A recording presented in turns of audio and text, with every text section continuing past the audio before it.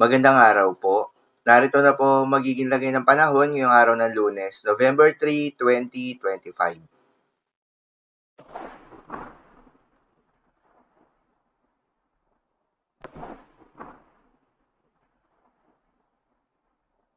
Sa kasalukuyan na tayo sa pag-asa, si Bagyong Tino nga ay mas lumakas pa bilang isang typhoon category. Huli nga itong namataan sa laing 285 kilometers east-southeast ng Giwan Eastern Samar. Taglay ang lakas ng hangin na umaabot sa 120 kilometers per hour malapit sa gitna at pagbugso na umaabot sa 150 kilometers per hour. Kumikilos pa west-southwestward sa bilis na 25 kilometers per hour. Dahil nga sa patuloy na paglapit ni Bagyong Tino sa ating kalupaan at muling paglakas nito, itinaas na rin ang Tropical Cyclone Wind Signal number 3 sa bahagi ng southern portion ng Eastern Samar, southern portion ng Samar, central and southern portion ng Leyte, southern Leyte, Camotes Islands, eastern portion ng Bohol, Dinagat Islands, northern portion ng Surigao del Norte, kabilang na ang Siargao at Bukas Grande Islands. Habang Tropical Cyclone Wind Signal number 2 naman sa southern portion ng Masbate, central portion ng Eastern Samar, central portion ng Samar, nalalabing bahagi ng Leyte, Biliran, nalalabing bahagi ng Bohol, nalalabing bahagi ng Cebu, northern and central portion ng Negros Oriental, Guimaras, eastern portion ng Capiz, northern and eastern portion ng Iloilo, nalalabing bahagi ng Surigao del Norte, northern portion ng Surigao del Sur, northeastern portion ng Agusan del Norte at northern portion ng Camiguin.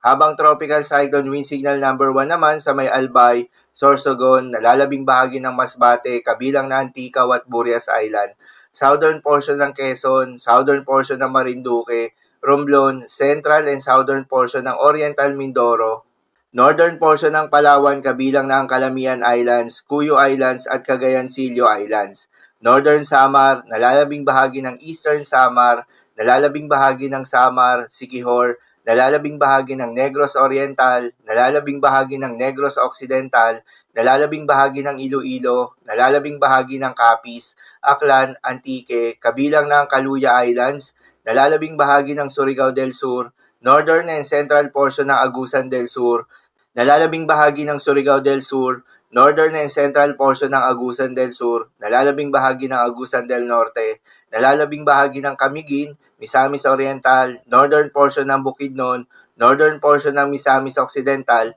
at northern portion ng Zamboanga del Norte.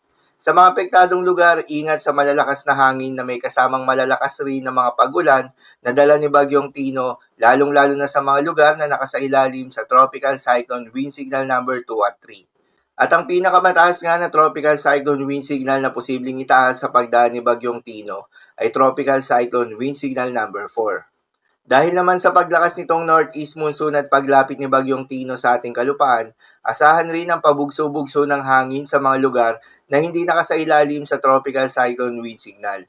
Kabilang ang Cagayan Valley, Cordillera Administrative Region, Ilocos Norte, Aurora, Bulacan, Nueva Ecija, Bataan, Metro Manila, Calabarzon, Mimaropa at Bicol Region. At dahil pa rin sa epekto nitong si Bagyong Tino, asahan ang intense to torrential rain sa may Eastern Samar, Southern Leyte, Leyte at Dinagat Islands. Heavy to intense rains naman sa may Surigao del Norte, Northern Samar, Sorsogon, Biliran, Samar, Bohol, Cebu, Camiguin at Agusan del Norte. Habang moderate to heavy rains naman sa may Misamis Oriental, Surigao del Sur, Negros Occidental, Siquijor, Negros Oriental, Iloilo, Capiz, Aklan, Antique, Catanduanes, Romblon, Albay, Masbate, Palawan, Marinduque, Oriental Mindoro, Maguindanao del Norte, Maguindanao del Sur, Sultan Kudarat, Misamis Occidental, Zamboanga del Norte, Lanao del Norte, Agusan del Sur, Bukidnon, Sarangani, Lanao del Sur at Guimaras. Muli, sa mga apektadong lugar, ingat sa mga posibleng banta ng pagbaha at pagguho ng lupa, lalong-lalo na sa mga lugar na inuulan na noong mga nakaraang araw pa.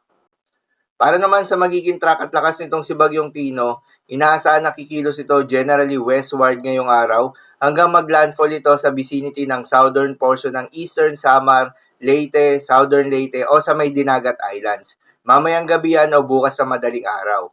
Matapos nito ay babaybayin nito ang malaking bahagi ng Visayas at Northern Palawan bago lumabas ng West Philippine Sea sa Miyerkules ng hapon.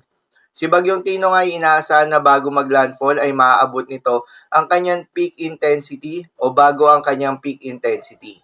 Hindi rin inaalis ang posibilidad ng mabilisang pang paglakas within the next 24 hours. Kaya naman ang paglakas nito bilang isang super typhoon category ay hindi inaalis ang posibilidad. Paalala pa rin po palagi na posible pa rin ang mga pagbabago. Kaya naman patuloy lamang na magantabay sa mga update nating ilalabas, lalo na ng Pag-asa.